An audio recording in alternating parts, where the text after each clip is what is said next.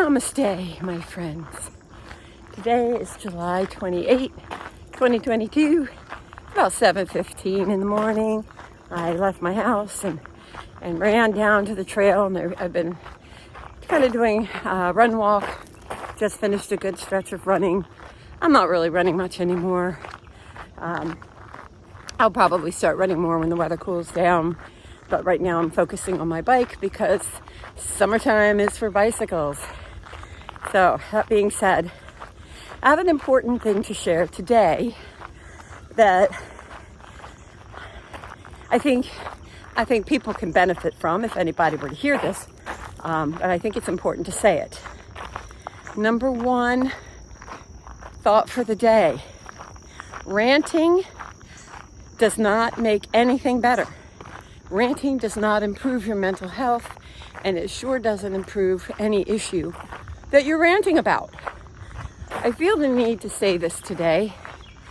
I've been spiraling down very quickly the last couple weeks. It's been a downward spiral. I've tried to continue my vlog to talk about it, but I'm always wavering between too much negativity and adding value to anybody that watches the video. So I've mentioned my trauma and my Baltimore story and things like that. But now that that trauma happened on February 24th of this year, and it's now July 28th.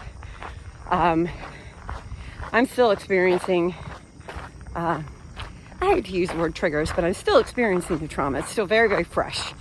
And we moved into our temporary rental. We did get a year lease, which I'm glad we did. We did get a year lease, and we moved in on March 15th. And I have stated how I love the area, and I do.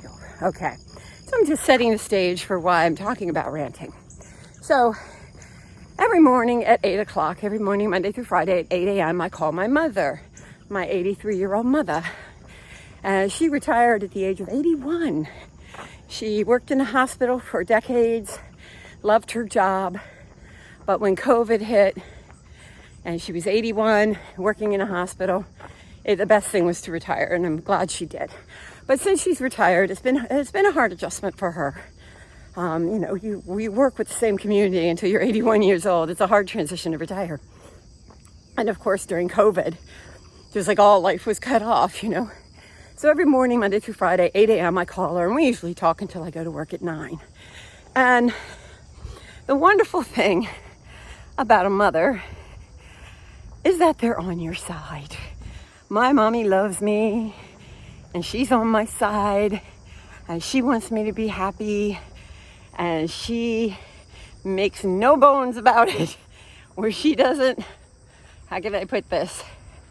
She will toxically agree with me sometimes, meaning she doesn't tread lightly.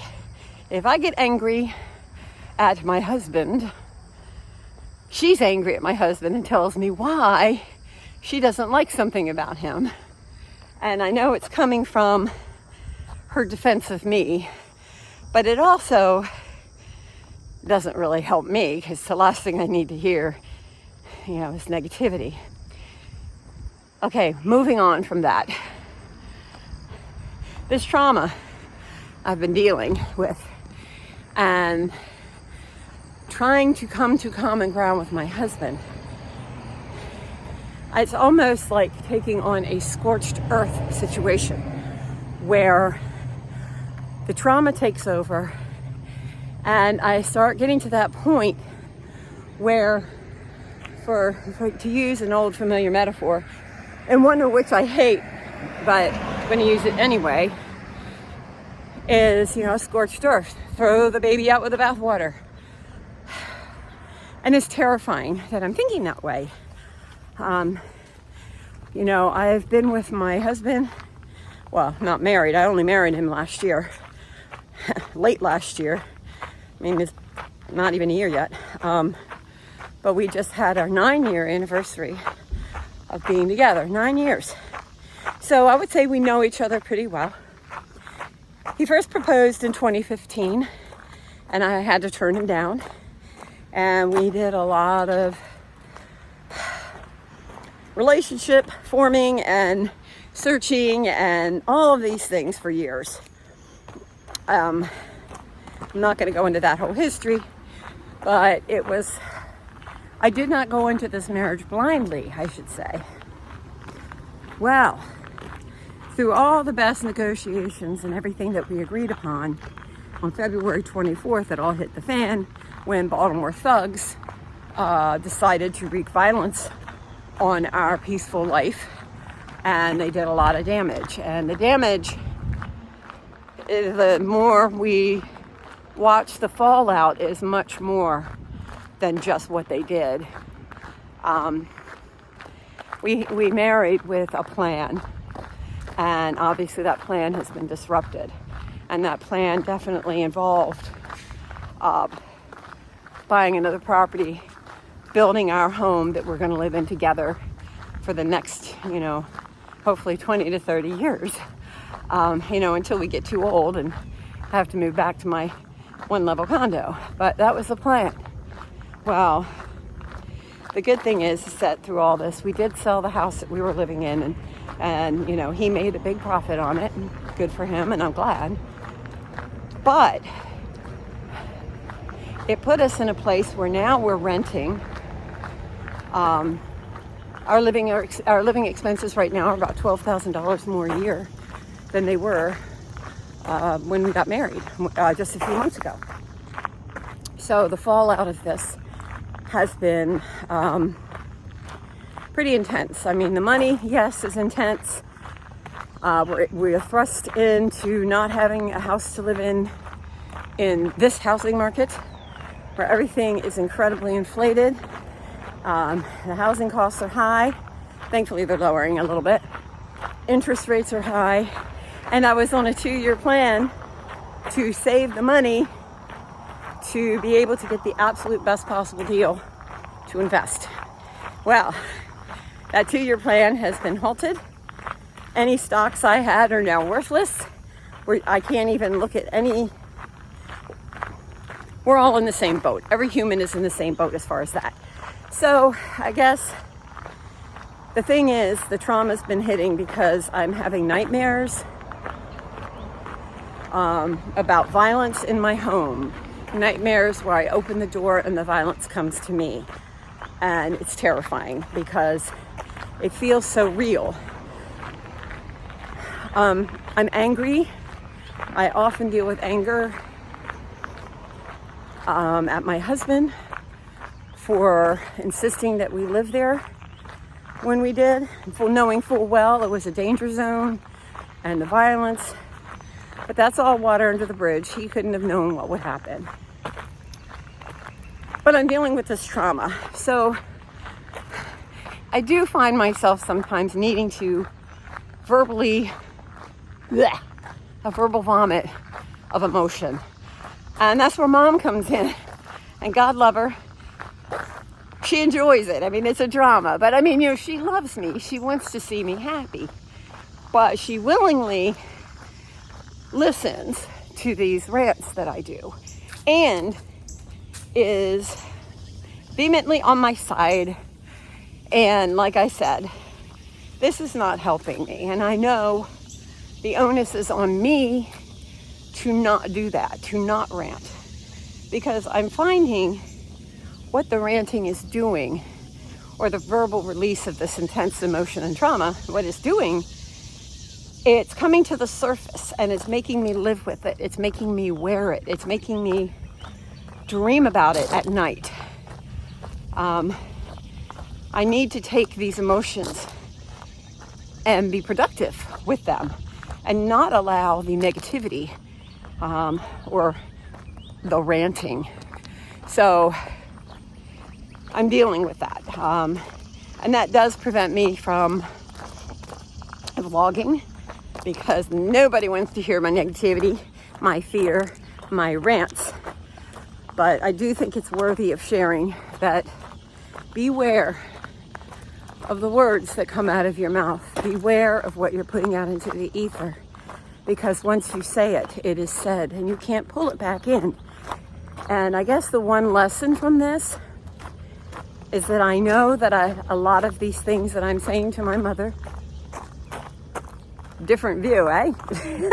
A lot of these things I'm saying to my mother, I would never say to my husband, because they would hurt his feelings.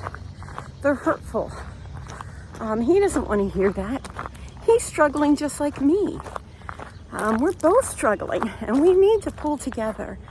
And I'm fearful that the ranting could create that wedge. So I'm working on saying to myself, I'm not right. Maybe I'm not wrong, but I'm not right.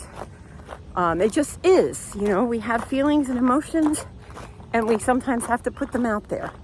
And I think it's best for me to not maybe rant with somebody who's going to egg me on and agree with me, to somebody who, my mother admires my independence and my insistence on getting what I want.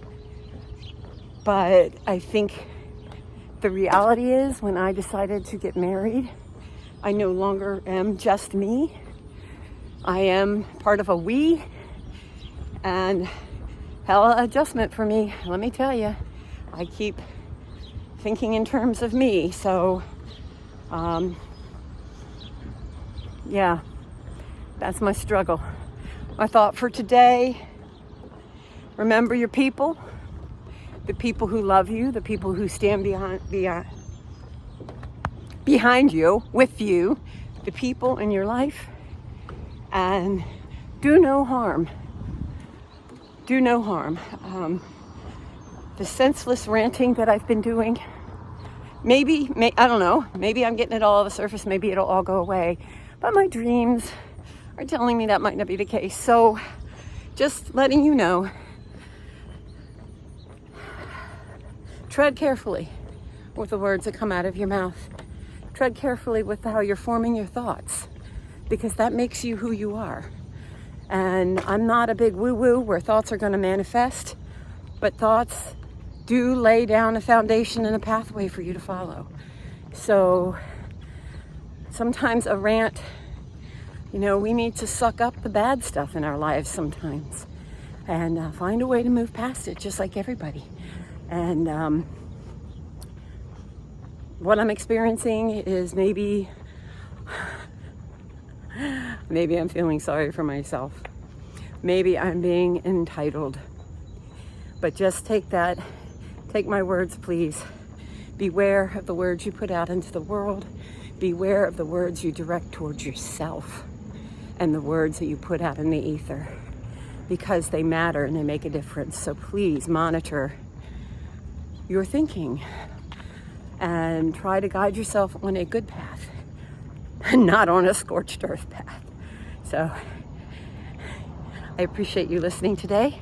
Yes, I'm walking through a parking lot. It's a cut through from the trolley line. So thank you for listening. Peace.